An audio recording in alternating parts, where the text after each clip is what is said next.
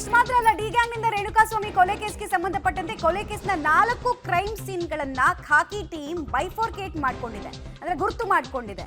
4 ಜಾಗಗಳಿಂದ ಬರೋಬ್ಬರಿ 160ಕ್ಕೂ ಹೆಚ್ಚು ಸಾಕ್ಷಿಗಳ ಸಂಗ್ರಹ ಆಗಿದೆ. ಕೆಲವರದು 164 ಸ್ಟೇಟ್ಮೆಂಟ್ ದಾಖಲು ಮಾಡಿದ್ದಾರೆ, ಕೆಲವು ಎವಿಡೆನ್ಸ್ಗಳನ್ನ ಇಲ್ಲಿ ಸಂಗ್ರಹ ಮಾಡಿದ್ದಾರೆ, ಹಲವರ ಹೇಳಿಕೆಯನ್ನ ಪೊಲೀಸರು ದಾಖಲಿಸಿದ್ದಾರೆ. ಹಾಗಾದ್ರೆ ಕ್ರೈಮ್ ಸೀನ್ ನಂಬರ್ 1 ಜಾಗ ಯಾವುದು?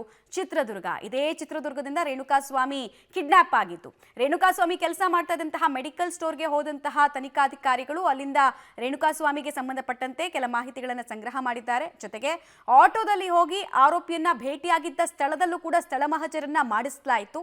ಸೊ ಅಲ್ಲೂ ಕೂಡ ಸಾಕ್ಷಿ ಸಂಗ್ರಹ ಆಗಿದೆ, ಹೇಳಿಕೆಗಳ ಸಂಗ್ರಹ ಆಗಿದೆ. ರೇಣುಕಾಸ್ವಾಮಿಯನ್ನ ರಾಘವೇಂದ್ರ ಅಂಡ್ ಗ್ಯಾಂಗ್ ಕಾರಿಗೆ ಹತ್ತಿಸಿಕೊಂಡಂತಹ ಸ್ಥಳದಲ್ಲೂ ಕೂಡ ಕೆಲ ಸಾಕ್ಷಿಗಳನ್ನು ಸಂಗ್ರಹಿಸಿದ್ದಾರೆ.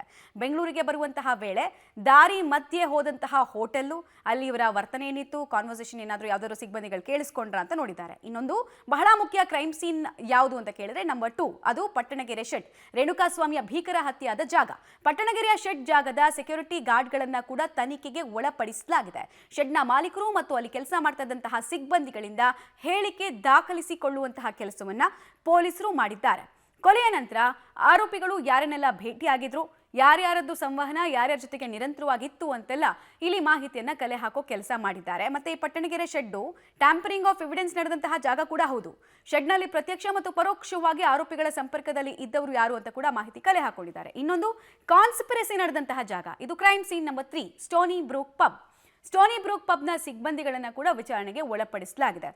ಹತ್ಯೆಗೂ ಮುಂಚೆ ಯಾರೆಲ್ಲ ಸೇರಿದ್ರು, ಏನೆಲ್ಲ ಷಡ್ಯಂತ್ರಗಳನ್ನ ರೂಪಿಸಿದ್ರು ರೇಣುಕಾಸ್ವಾಮಿ ವಿರುದ್ಧ ಅಂತ ಮಾಹಿತಿ ಕಲೆ ಹಾಕಿದ್ದಾರೆ. ಪಬ್ನ ಸೆಕ್ಯೂರಿಟಿ ಗಾರ್ಡ್ಗಳನ್ನ ಕೂಡ ತನಿಖೆಗೆ ಒಳಪಡಿಸಲಾಗಿದೆ. ಪಬ್ಗೆ ಬಂದಿದ್ದಂತಹ, ಅಂದ್ರೆ ಈ ದರ್ಶನ್ ಅಂಡ್ ಗ್ಯಾಂಗ್ ಕೂತಿದ್ದಂತಹ ಅಕ್ಕಪಕ್ಕದ ಸೀಟಿಂಗ್ ಅಲ್ಲಿ ಇದ್ರಲ್ಲ ಗ್ರಾಹಕರು, ಅವರ ಕೆಲವರನ್ನ ಕೂಡ ಹೇಳಿಕೆ ದಾಖಲಿಸಿಕೊಳ್ಳುವಂತಹ ಕೆಲಸವನ್ನು ಮಾಡಲಾಗಿದೆ. ಎಂದಿನಂತೆ ದರ್ಶನ್ ಆಪ್ತರದ್ದು ಕೂಡ ಕೆಲವರದ್ದು 164 ಹೇಳಿಕೆನ ದಾಖಲು ಮಾಡಲಾಗಿದೆ. ಡೀಟೇಲ್ಸ್ ಕೊಡ್ತಾರೆ, ಮತ್ತೆ ಸಂಪರ್ಕಕ್ಕೆ ಸಿಗ್ತಾ ಇದ್ದಾರೆ ನರಸಿಂಹಮೂರ್ತಿ. ಒಂದು ಕಿಡ್ನಾಪ್ ಆದ ಜಾಗ, ಕೊಲೆ ನಡೆದ ಜಾಗ, ಜೊತೆಗೆ ಟ್ಯಾಂಪರಿಂಗ್ ಆಫ್ ಎವಿಡೆನ್ಸ್, ಕಾನ್ಸ್ಪಿರಸಿ ಆದಂತಹ ಜಾಗದಲ್ಲೆಲ್ಲ ಹೇಳಿಕೆಗಳನ್ನ ಸಂಗ್ರಹಿಸೋದು, ಸಾಕ್ಷಿಗಳನ್ನ ಸಂಗ್ರಹಿಸಿರೋದು ಆರೋಪಿಗಳಿಗೆ ಎಷ್ಟರ ಮಟ್ಟಿಗೆ ಕಂಟಕವಾಗುತ್ತೆ ಅಂತ ಮಮತಾ, ಈವರೆಗೂ ಸುಮಾರು 4 ಕ್ರೈಮ್ ಸೀನ್ಗಳನ್ನು ಗುರುತು ಮಾಡುವ ಕೆಲಸವನ್ನು ಕಾಮಾಕ್ಷಿಪಾಳ್ಯ ಪೊಲೀಸರು ಮಾಡಿದ್ದಾರೆ. ಈ 4 ಕ್ರೈಮ್ ಸೀನ್ಗಳಲ್ಲಿ ಸುಮಾರು 160ಕ್ಕೂ ಹೆಚ್ಚು ಸಾಕ್ಷಿಗಳ ಹೇಳಿಕೆಯನ್ನು ಉಲ್ಲೇಖ ಮಾಡುವ ಕೆಲಸವನ್ನು ಕೂಡ ಪೊಲೀಸರು ಮಾಡಿದ್ದಾರೆ. ಆ 4 ಪ್ರಮುಖ ಕ್ರೈಮ್ ಸೀನ್ಗಳು ಯಾವ್ಯಾವು, ಎಲ್ಲೆಲ್ಲಿ ಇವರು ಆ ರೇಣುಕಾಸ್ವಾಮಿಯನ್ನು ಕರ್ತಂದ್ರು, ಅಂದರೆ ಮೊದಲಿಗೆ ಚಿತ್ರದುರ್ಗದ ಇವರು ಕೆಲಸ ಮಾಡ್ತಿದ್ದಂತಹ ಮೆಡಿಕಲ್ ಸ್ಟೋರ್ ಇರ್ಬೋದು. ಅದಾದ ಬಳಿಕ ಒಂದು ಇಟಿಯೋಸ್ ಕಾರ್ಗೆ ಹಚ್ಕೊಳ್ತಾರೆ. ಆ ಬಳಿಕ ಇಟಿಯೋಸ್ ಕಾರ್ನ ರವಿ ಎಂಬಾತನ ಮುಖಾಂತರ ಕರ್ತರುವ ಕೆಲಸವನ್ನು ಮಾಡ್ತಾರೆ. ಮಾರ್ಗ ಮಧ್ಯೆ ಹೋಟೆಲ್ ಒಂದರಲ್ಲಿ ಊಟವನ್ನು ಮಾಡ್ತಾರೆ, ಮತ್ತು ಎಲ್ಲೋ ಒಂದು ಕಡೆ ಕುಡಿಯೋದಕ್ಕೆ ಎಣ್ಣೆಯನ್ನು ಪರ್ಚೇಸ್ ಮಾಡ್ತಾರೆ. ಈ ಎಲ್ಲ ಕಡೆ ಈಗಾಗಲೇ ಸ್ಪಾಟ್ ಮಹಜರ್ ಪ್ರಕ್ರಿಯೆಯನ್ನು ನಡೆಸುವ ಕೆಲಸವನ್ನು ಮಾಡಲಾಗಿದೆ. ಅದಾದ ಬಳಿಕ RR ನಗರ ಶೆಡ್ಗೆ ತರ್ತಾರೆ. ಇದು ಕ್ರೈಮ್ ಸೀನ್ ನಂಬರ್ 2. ಇದು ಅಂದರೆ ಈ RR ನಗರ ಶೆಡ್ನಲ್ಲಿ ಅದಾಗಲೇ ಅಲ್ಲೊಂದಷ್ಟು ಜನ ಬಿಟ್ಟಿರ್ತಾರೆ.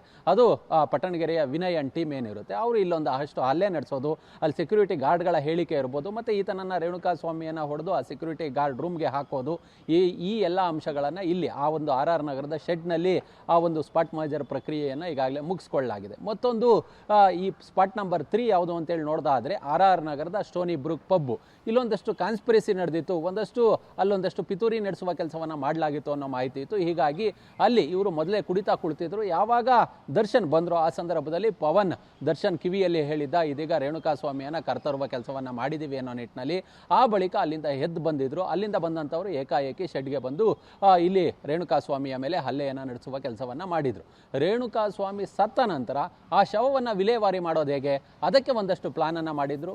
ಈ ಒಂದು ಕೃತ್ಯದಲ್ಲಿ ಇದ್ದಂತಹ ವ್ಯಕ್ತಿಗಳು, ಅದು ನಿಖಿಲ್ ನಾಯಕ್, ಕೇಶವ ಮೂರ್ತಿ, ಇವ್ರನ್ನ ಕರೆದುಕೊಂಡು ಬಂದು ಇಲ್ಲಿ ಸುಮನಹಳ್ಳಿಯಲ್ಲಿ ಶವವನ್ನು ಬಿಸಾಕುವ ಕೆಲಸವನ್ನು ಮಾಡಿದರು. ಹೀಗಾಗಿ ಈ 4 ಕ್ರೈಮ್ ಸೀನ್ಗಳೇನಿದೋ, ಈ ಸ್ಪಾಟ್ಗಳೇನಿದೋ, ಇಲ್ಲೆಲ್ಲ ಸ್ಪಾಟ್ ಮಹಜರ್ ಪ್ರಕ್ರಿಯೆಯನ್ನು ಮುಗಿಸಿ ಸುಮಾರು 160ಕ್ಕೂ ಹೆಚ್ಚು ಹೇಳಿಕೆಗಳನ್ನು ಸಾಕ್ಷಿಗಳಾಗಿ ಪರಿಗಣಿಸಲಾಗಿದೆ.